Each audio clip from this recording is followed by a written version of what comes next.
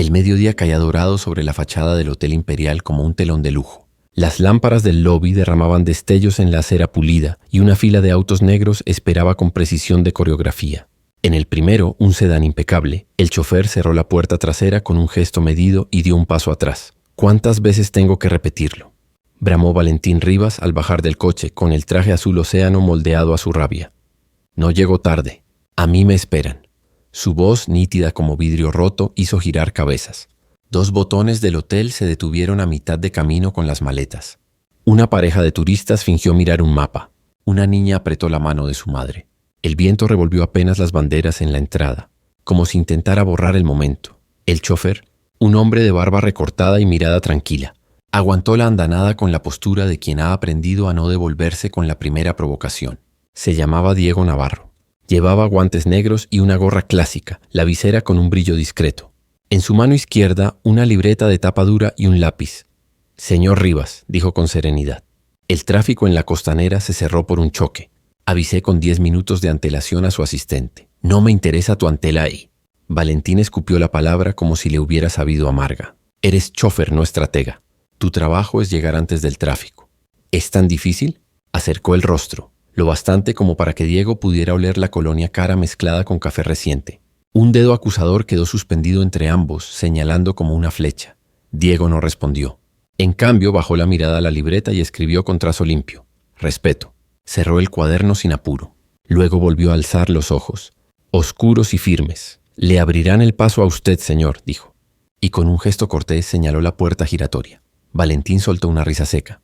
«Mira qué caballerosidad», ironizó. «¿También vas a enseñarme modales? Haz tu trabajo y cállate». El botón de ascensor del lobby se iluminó al ver entrar a Rivas. El gerente, un hombre delgado con gafas redondas, acudió de inmediato.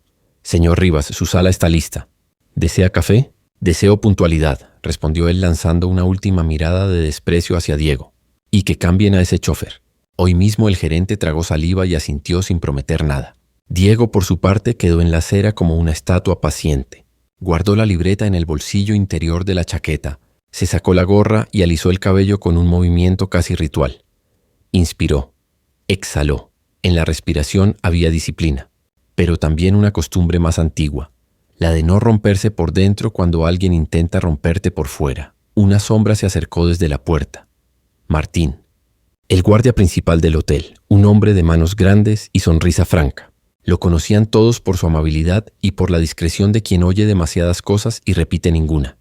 «Buenas tardes, ingeniero Navarro», saludó con naturalidad, como si hubiera dicho buen día y nada más. Diego respondió con un leve asentimiento. No corrigió el título, no explicó. Solo pidió como quien pide agua. «¿Podrías enviar al valet a revisar la rueda trasera? Tomamos un bache y prefiero no arriesgar». «Por supuesto, ingeniero», dijo Martín. Y con una palmada breve al aire, llamó a un joven del equipo. La palabra quedó flotando en el mármol del vestíbulo, ingeniero, como una nota musical que nadie esperaba escuchar en ese pentagrama. Una recepcionista alzó una ceja. La pareja de turistas volvió a mirar. Primero a Diego, luego a la placa dorada del hotel, como si ella pudiera explicarles la escena. Valentín, que ya iba a cruzar los torniquetes, se detuvo un segundo. No le pasó desapercibido el tratamiento, ni el respeto automático que lo acompañó. Frunció el ceño, pero se obligó a seguir. Había una negociación en el piso 40 y no pensaba distraerse con cuestiones de etiquetas. En la acera, el valet revisó la rueda, encontró una piedra incrustada en el dibujo del neumático y la quitó con cuidado. Diego agradeció con un gesto leve. «¿Todo bien, señor?», preguntó el muchacho con deferencia. «Todo bien», respondió Diego. «Gracias por mirar con detalle. El detalle cuidará de ti cuando nadie lo haga». El muchacho sonrió, sin entender del todo, pero intuyendo que había recibido un consejo que más tarde tendría sentido. Entonces salió del Hotel Bárbara. La asistente de Valentín con su tablet abrazada al pecho y el paso apurado. «Diego, lo siento», dijo jadeando. «No he podido frenar al señor Rivas. Está... ya sabes, lo sé». Diego le ofreció una calma contagiosa. «¿Todo listo arriba?». Bárbara asintió y al hacerlo pareció recordar algo incómodo. «Hay una nota para ti en recepción, sellada, de la asociación de...». Buscó la palabra. Consejeros. Diego la recibió sin apuro. El sobre era blanco, con un relieve apenas visible. Lo guardó con el mismo cuidado con que había guardado la libreta. Luego miró hacia el interior del hotel, hacia los ascensores que subían y bajaban como susurros de metal. El sol rebotando en los cristales le dibujó un brillo tenue en la visera. La acera volvió a su ritmo. El semáforo cambió. Un músico callejero probó 3 notas de trompeta y se detuvo. Como si la ciudad esperara una señal, Diego se puso la gorra. Se acomodó los guantes. Y antes de cruzar la puerta giratoria pronunció en voz baja, como quien sella un pacto consigo mismo. Primero, respeto. La hoja de vidrio giró y el reflejo del sedán negro se partió en 2, como si el mundo estuviera a punto de abrirse también. En el lobby, a unos metros, Martín volvió a enderezar la espalda al verlo entrar. «A sus órdenes, ingeniero Navarro», repitió. Las conversaciones alrededor bajaron de volumen. La recepcionista dejó de teclear. La música del piano de fondo pareció detenerse un segundo más de lo normal. Y entonces, justo antes de que el ascensor privado se abriera, la pregunta se instaló en todos los rostros. ¿Por qué un chofer recibe trato de ingeniero? ¿Y quién es realmente Diego Navarro? Antes de continuar, suscríbete y activa la campanita. El sedán negro se deslizó fuera del hotel como un pez en un río cargado. La avenida hervía. Bocinas impacientes, motos que se colaban entre los carriles, un autobús escupiendo humo al frenar. Diego ajustó los espejos con una precisión casi quirúrgica y comprobó el reloj. Si todo iba bien, llegarían con margen a la negociación de la tarde. Entonces la escuchó, una sirena que se acercaba y se alejaba con el vaivén del tráfico, como un corazón que pide paso. 3 autos adelante, una ambulancia titilaba luces azules, atrapada entre un camión repartidor y un taxi detenido en doble fila. «Ni se te ocurra», dijo Valentín, leyendo la maniobra que se formaba en los ojos de Diego. «Esa no es nuestra ruta. Vamos por aquí. Si perdemos la ventana con los japoneses nos costará millones». Diego ya tenía la decisión tomada. Parpadeó las luces de emergencia, bajó la ventanilla y con la palma alzada pidió a los autos de los costados formar un corredor.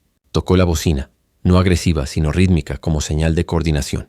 El taxista resopló y movió el coche 20 centímetros. El camión se pegó a la derecha con torpeza. Diego giró el volante, cruzó un carril, se puso en diagonal y dejó libre el pasillo. «¿Qué haces?», estalló Valentín, la vena del cuello marcada. «Mi tiempo vale millones». Diego habló sin mirarlo, con una calma que cortó el aire. «El de ellos vale una vida». El camillero de la ambulancia, al ver el hueco abrirse, asintió con un golpe breve de sirena. Diego movió la mano como un director de orquesta y otros conductores empezaron a imitarlo. Un SUV retrocedió unos centímetros. Una motociclista puso el pie en el asfalto y jaló su manubrio para abrir todavía más el corredor. La ambulancia pasó rozando el espejo del sedán y por una fracción de segundo Diego vio dentro. Una mujer joven, pálida, con una mascarilla. Un paramédico le apretaba la mano mientras otro revisaba el monitor. Valentín masculló entre dientes. «Héroe de historietas». «No», replicó Diego enderezando el auto. «Gente haciendo lo correcto». Volvieron a tomar velocidad. A la derecha un vendedor de flores ofrecía rosas rojas a los autos detenidos. A la izquierda el río brillaba con destellos de metal. Diego retomó la ruta original por una calle lateral que conocía de memoria, más larga en distancia pero más rápida en flujo. «¿Te sientes mejor?», bufó Valentín. «¿Salvaste el día?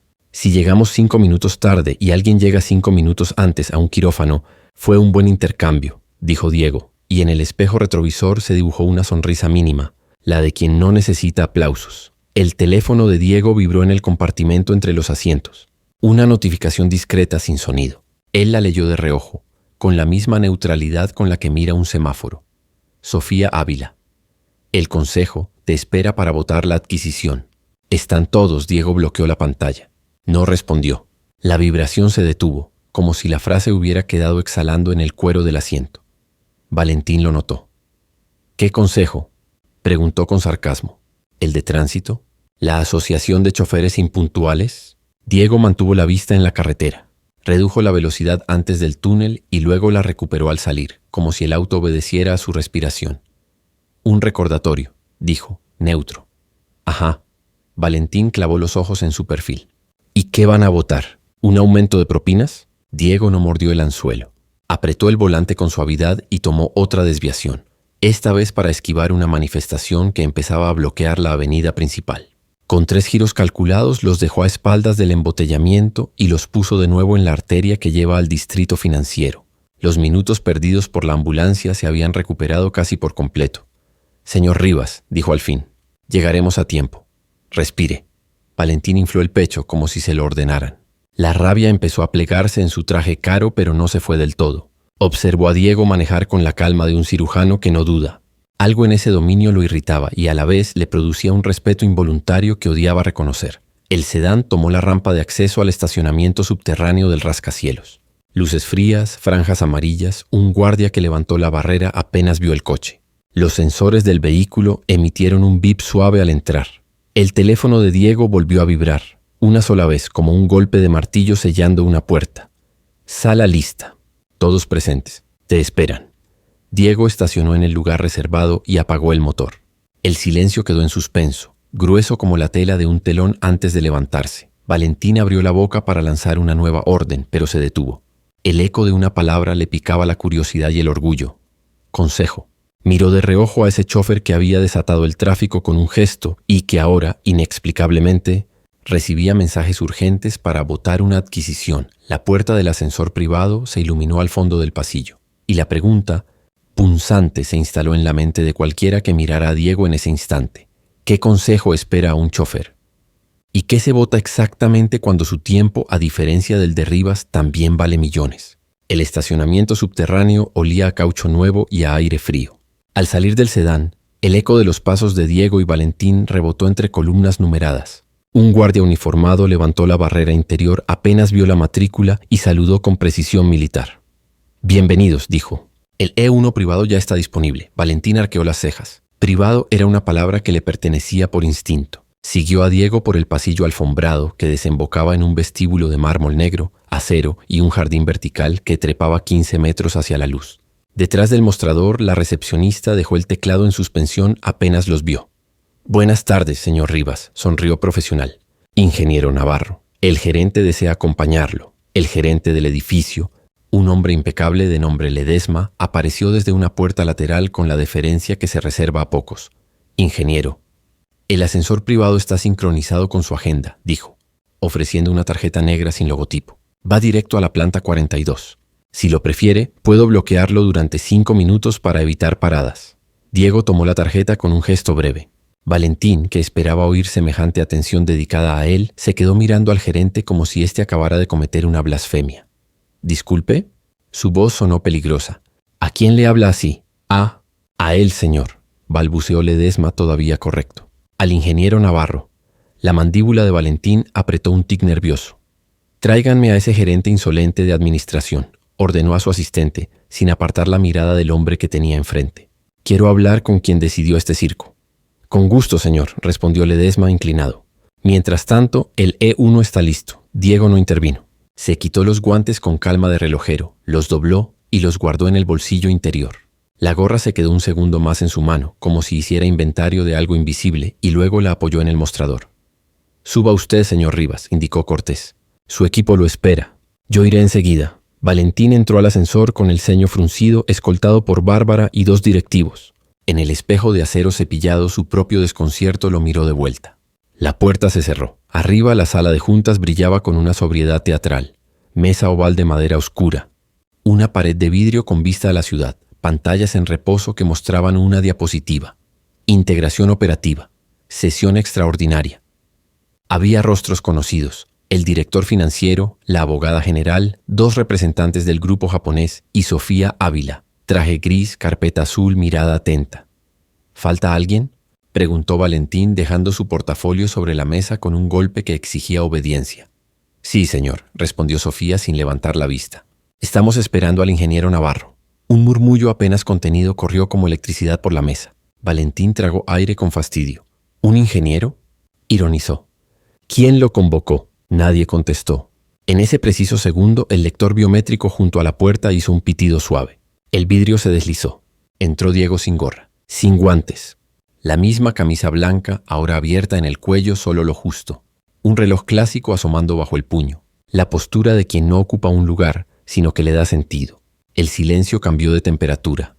Primero Sofía, luego los japoneses, después el director financiero y el resto. Todos se pusieron de pie. No fue un protocolo impostado, fue reflejo.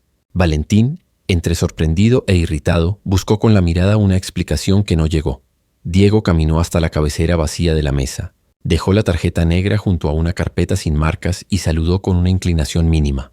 Buenas tardes a todos. La ciudad, detrás del vidrio, parecía contener la respiración. Valentín notó que el nombre en la esquina inferior de la diapositiva cambió solo. Sesión presidida por D. Navarro. Un escalofrío, mezcla de incredulidad y orgullo herido, le recorrió la espalda. La pregunta quedó vibrando sobre la madera, las pantallas y los trajes caros, más intensa que cualquier sirena en la calle. ¿Quién es realmente Diego Navarro? ¿Y por qué un edificio entero parece saberlo menos él? Diego no se sentó en la cabecera. Con un gesto lento, arrastró una silla desde un costado y la colocó en el centro de la sala, entre la mesa y la pared de vidrio. La madera raspó el piso con un sonido limpio, como un trazo decisivo en una hoja en blanco. La llamo la silla de la verdad, dijo. Aquí uno habla sin corbata mental, sin excusas, sin adornos. Siéntense donde quieran. Yo me quedo aquí. Se acomodó en esa silla común, ni alta ni baja, ni de cuero ni con ruedas, y abrió una carpeta negra. En la pantalla, Sofía proyectó la primera diapositiva, un mapa de rutas que cruzaban el país como venas luminosas. Puertos, centros de acopio, naves, camiones, cuentas digitales, terminales de pago. Soy Diego Navarro, fundador de Navarro Holdings, presentó sin énfasis. Logística integral y soluciones fintech. Abastecemos el 60% de la cadena Rivas, desde el muelle hasta la caja. Si un camión nuestro no sale, sus estantes quedan vacíos. Si nuestra pasarela cae, sus ventas no pasan. Somos su columna vertebral, invisible hasta que duele. En la mesa, alguien dejó de escribir. Los representantes japoneses intercambiaron una mirada breve. Sabían de qué hablaba. Durante 8 semanas, continuó, conduje como chofer. Nadie me pidió este experimento. Yo lo decidí, antes de renovar contratos y votar una adquisición. Quise ver algo que los reportes no miden. Cómo se respira a su alrededor. Señor Rivas. Sofía tocó el control y aparecieron fotos en blanco y negro. Discretas, sin rostros identificables. Un muelle a las 5 de la mañana. Manos marcadas con cinta adhesiva. Un supervisor ofreciendo café a estibadores. Una cajera abrazando a un compañero en su primera jornada. Un guardia abriendo la puerta a un proveedor bajo la lluvia. Y en otra foto, una escena capturada de lejos. Valentín señalando con el dedo a un empleado. El gesto duro. Vi lo mejor de su gente, dijo Diego. Con gratitud verdadera. Talento sin aplausos.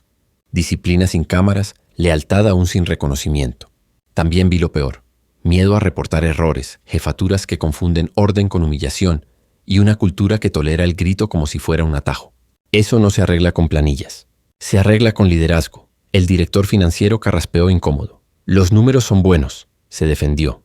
Margen operativo al alza, costos controlados. Diego levantó la mano amable. Los números son consecuencia.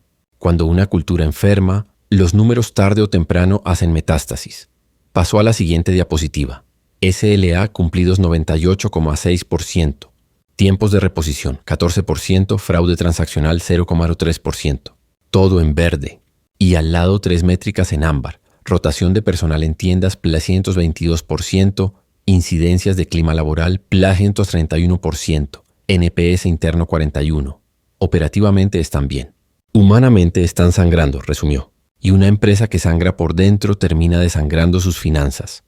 Se inclinó apenas hacia adelante en esa silla sin poder y miró directo a Valentín.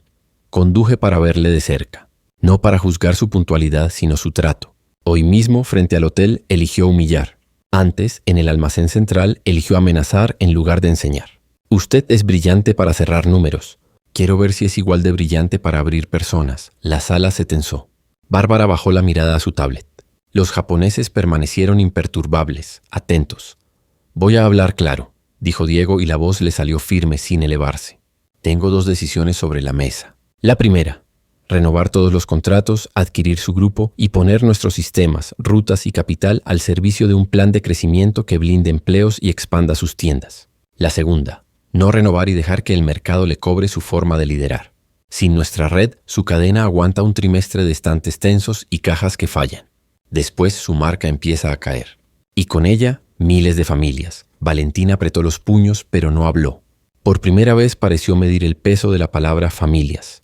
No me interesan sus rodillas, agregó Diego anticipando el orgullo. Me interesa su decisión. Puedo salvar su empresa o dejar que caiga. Y no lo haré por capricho, sino por coherencia.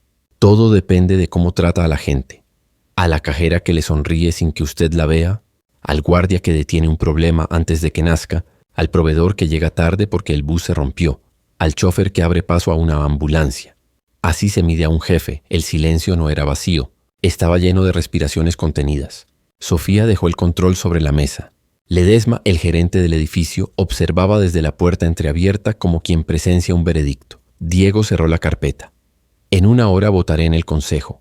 No vengo a amenazarlo. Vengo a ofrecerle una ruta. Si acepta, liderazgo con respeto como política, indicadores de clima equiparados a financieros y consecuencias para cualquiera, incluyéndome, que cruce la línea. Si no acepta, no habrá rencor. Habrá consecuencias de mercado. Se levantó de la silla de la verdad y la devolvió a su sitio. Nadie se movió.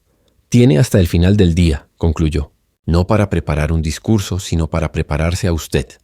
La puerta automática hizo un susurro al abrirse. Diego salió. Quedó la mesa, la ciudad respirando al otro lado del vidrio y un solo pensamiento expandiéndose como una onda en el agua. El ultimátum de Diego podía cambiar miles de empleos, o enterrarlos. ¿Qué elegiría Valentín cuando el espejo ya no le devolvía poder sino responsabilidad? El reloj marcaba las 7:12 cuando Valentín empujó la puerta de vidrio de su tienda insignia. No avisó. No pidió que encendieran las luces para la visita. Quiso verla como era a esa hora, con olor a pan recién horneado del local vecino, el zumbido bajo de las neveras y la música de fondo apenas audible. Una cajera joven con ojeras y uñas mordidas practicaba mentalmente las ofertas del día. «Buenos días», dijo Valentín casi en susurro. Ella levantó la vista, sorprendida. «Señor Rivas, yo no», balbuceó acomodándose el uniforme. Valentín le pidió que siguiera como si él no estuviera. Esperó en silencio el cambio de turno y escuchó sin interrumpir cómo el supervisor daba instrucciones secas, casi militares. Cuando terminó, Valentín se acercó a la cajera. «¿Cómo te llamas?» «Luna, señor». «Ayer te hablé mal», admitió con un nudo en la garganta. «No te miré a los ojos». «Perdón». La palabra perdón cayó en la alfombra como una moneda antigua. Luna asintió sin saber dónde poner las manos. El supervisor, que había pasado de largo 1000 veces, se dio vuelta, incómodo. A media mañana, en otra tienda, un guardia de seguridad ayudaba a una señora mayor a cargar una caja. Valentín lo detuvo en la puerta. «¿Cuánto tiempo llevas aquí?» «8 años, señor». «¿Y cuántas veces te he dicho gracias?» El guardia sonrió ladeando la cabeza. «Hoy es la primera». En el comedor del personal, Valentín se sentó con los meseros. No dio discursos. Preguntó por los turnos partidos, por las propinas, por las noches de cierre que se alargan cuando alguien falta. Una mesera, con la voz temblorosa, le dijo que su hijo aprendió a leer con los stickers de las frutas del depósito.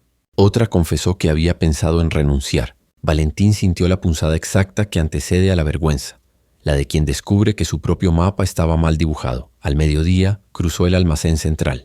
Observó a un muchacho que cargaba cajas de más. «Si pides ayuda no eres menos», le dijo.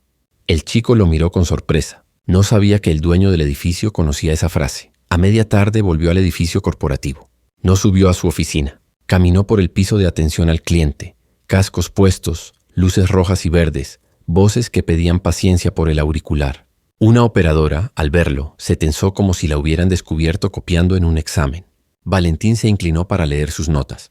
Al lado de cliente molesto había escrito a lápiz: «Recordar que no grita contra mí, grita contra el problema». Valentín le puso una mano en el respaldo de la silla. «Gracias por sostener lo que yo no vi», dijo. El día se estiró como goma. A cada paso, Valentín sintió que algo de su armadura iba desprendiéndose. El tono, el gesto vertical, la convicción de que tener razón equivalía siempre a hacer bien. Cuando el sol se apagó detrás de los edificios, bajó al estacionamiento con la camisa pegada a la espalda y la cabeza llena de voces que nunca había querido oír. Diego lo esperaba junto al sedán con el maletero entreabierto. No llevaba gorra. Parecía exactamente el mismo de la mañana y, a la vez distinto, menos distante, más cercano. «Mi padre era mecánico», dijo Valentín sin preámbulos. Hacía magia con las manos sin levantar la voz. Siempre pensé que el silencio era de los que no tienen poder. Hoy lo escuché de verdad. Diego apoyó el hombro en la puerta, atento. «¿Qué te enseñó?» Valentín miró el suelo manchado de aceite, como si pudiera ver allí el taller viejo. Que el ruido no arregla tornillos. Que para encontrar el fallo primero hay que escuchar el motor. Yo dejé de escuchar hace años. A veces el éxito suena tan fuerte que tapa el latido, respondió Diego.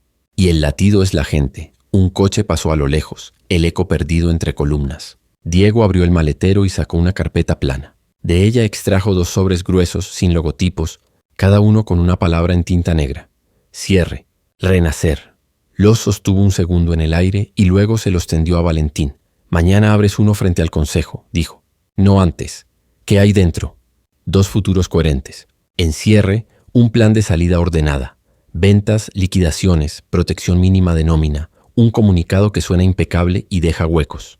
En renacer, un mapa con fechas, presupuestos y cambios reales, salarios dignos, becas, protocolos de respeto, indicadores de clima con peso de bono, liderazgo medido cara a cara. Uno te salva la imagen. El otro te cambia el espejo. Valentín pesó los sobres en las manos como quien compara 2 herramientas que no conoce. Cierre era más liviano. Renacer, más denso. Sonrió sin humor. El orgullo siempre pide lo rápido, admitió. Mi padre se habría reído de mí. Diego guardó silencio. No parecía querer inclinar la balanza con frases brillantes. Solo esperó. Mañana te veré en esa sala, dijo al fin. Abre el que seas capaz de sostener toda la vida, no solo esta semana. Valentina sintió.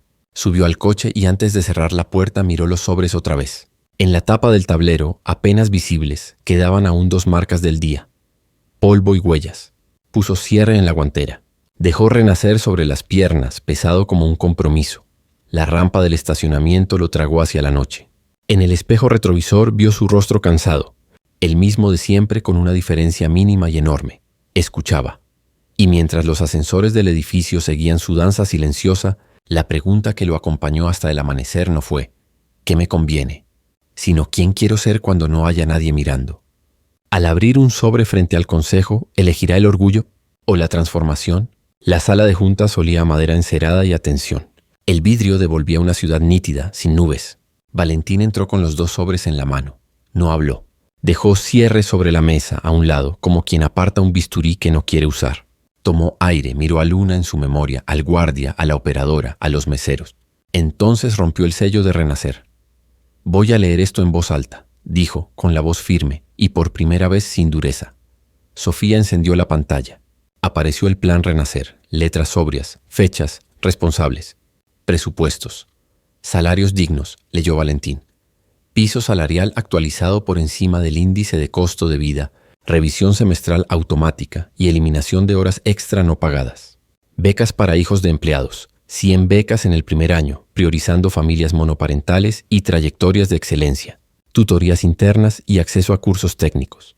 Código de respeto obligatorio, formación de líderes, protocolo antihumillación, canal confidencial de denuncias, sanciones claras. Indicadores de clima laboral con peso en el bono de gerentes y directores. Hizo una pausa. Diego lo observaba desde su silla de la verdad en silencio. Incluye una cláusula. Valentín tragó. Cláusula Luna. Ninguna cajera, ningún guardia, ningún chofer volverá a ser corregido a gritos. El desacuerdo se hará en privado, con instrucción concreta y seguimiento. El director financiero chasqueó la lengua. Esto implica un aumento de costos del 5,2% el primer año. Diego intervino. Sereno, y una reducción proyectada del 22% en rotación, 31% menos incidencias y un NPS interno objetivo de 65 en 12 meses. Los costos se invierten, la cultura retorna. Los representantes japoneses pidieron la palabra con la cortesía de un arco mínimo. Si el liderazgo se alinea al plan, nuestro comité apoya la integración, dijo uno de ellos. Cultura sostenible, margen sostenible. Valentín volvió al documento. Calendario de 100 días, continuó.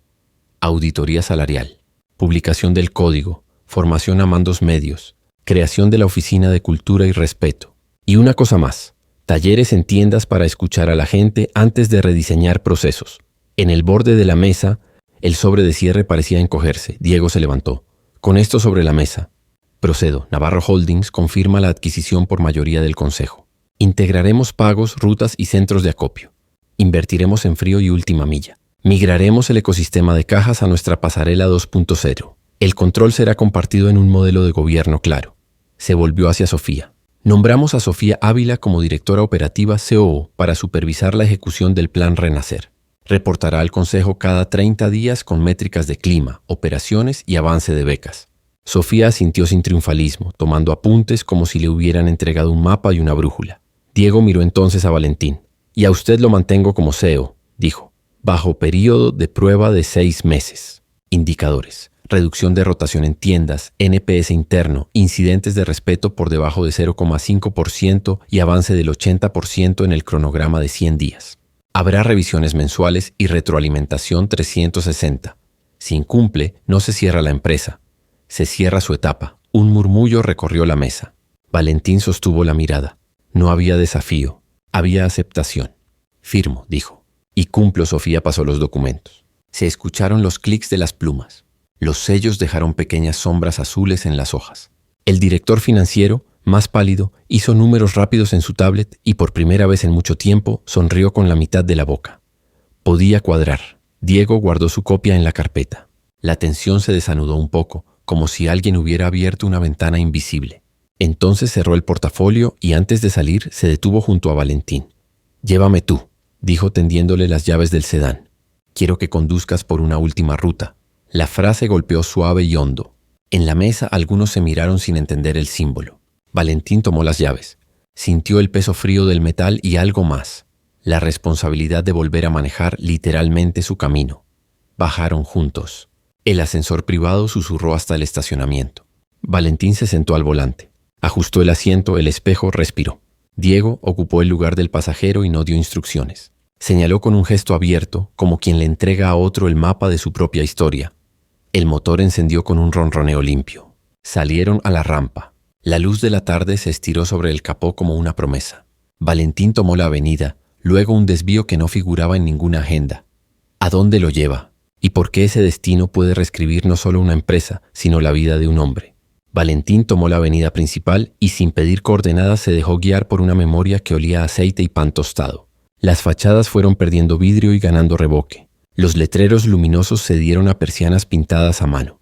Giró a la derecha, luego a la izquierda, y el sedán se detuvo frente a un taller humilde con el cartel desteñido. Un nombre borroneado por el sol.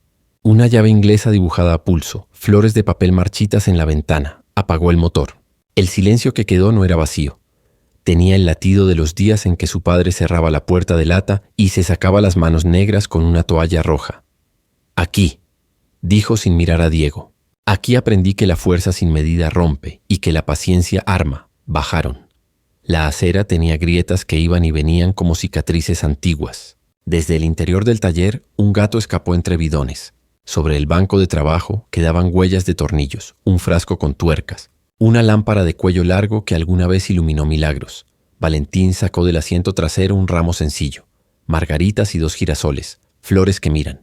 Las acomodó sobre la mesa de madera, al lado de un trapo gastado que aún conservaba olor a grasa. Luego tomó una tarjeta en blanco, respiró hondo y escribió con trazo firme: «El éxito que humilla, fracasa. El que sirve, trasciende». Dejó la nota bajo el florero improvisado. Los ojos se le nublaron. Esta vez no lo evitó. Las lágrimas cayeron sin ruido, como gotea una canilla que nadie había querido arreglar. «Perdóname», susurró. «No por fallar en los números, por fallar en las personas. Prometo liderar con dignidad. Prometo que mi voz no volverá a ser un martillo, sino una herramienta». Diego no interrumpió. Caminó hasta la entrada, levantó la persiana unos centímetros y dejó entrar un hilo de luz. En ese rayo el polvo flotó como si el taller respirara de nuevo. «Tu padre te enseñó a escuchar el motor», dijo. «Ahora te toca escuchar a tu gente. El resto es mecánica». Valentina sintió con la emoción atravesándole la garganta. «Mañana empezamos», dijo. «No, hoy». Salieron. Antes de cerrar, Valentín pasó la mano por el borde de la mesa, como quien saluda a un viejo maestro. Subieron al auto. En el espejo retrovisor, el taller quedó pequeño y de algún modo enorme. Los meses siguientes se movieron como un plan trazado en líneas rectas y manos abiertas. La fusión Navarro-Rivas arrancó con obras que se tocaron. Suba salarial efectiva en las primeras nóminas. Becas publicadas con nombres y apellidos, entregadas en un acto donde las sillas para invitados fueron menos importantes que las para familias. Talleres en las tiendas con pizarras llenas de ideas escritas por cajeras, reponedores, guardias y meseros. En cada garaje y en cada almacén, una placa de metal remachada en la pared. Primero respeto en la sala de juntas, junto a la mesa oval quedó la silla de la verdad. Nadie se sentaba allí por imposición. Se la elegía cuando hacía falta decir lo que dolía y lo que sanaba. La cláusula luna ya no era un renglón jurídico, era una práctica. El guardia que ayudaba a las señoras mayores entrenó a otros guardias en servicio silencioso y fue promovido. La mesera con el hijo lector de stickers recibió un horario más humano y beca para terminar su curso de auxiliar de cocina. Luna llevó a su niño al acto de becas.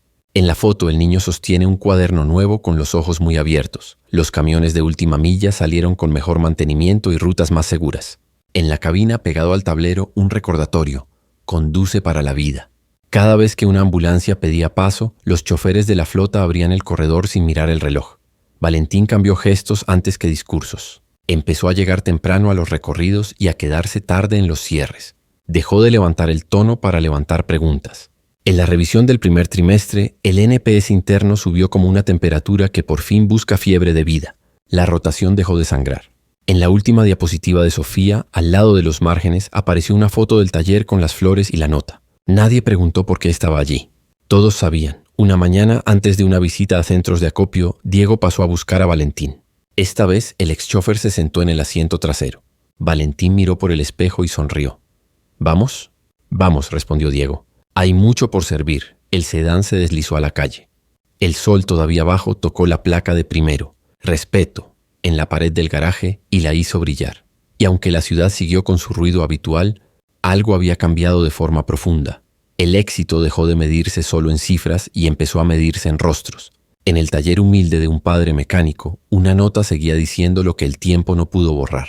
El éxito que humilla, fracasa. El que sirve trasciende. Lo que aprendemos con esta historia es: nunca juzgues por el uniforme. La verdadera grandeza no humilla, sirve. El respeto no es un gesto de cortesía. Es una decisión diaria que construye confianza, abre puertas y sostiene proyectos en el tiempo. El poder que aplasta es frágil. El liderazgo que escucha y eleva es el único que trasciende. El dinero compra cosas, pero el respeto conquista voluntades. Convierte empleados en aliados, clientes en comunidad y éxitos en legado. Cuando tratamos a cada persona con dignidad, la vida y los negocios encuentran su mejor ruta. Si esta historia te hizo reflexionar, suscríbete al canal y activa la campanita para no perderte las próximas historias. Tu apoyo nos ayuda a contar más relatos como este.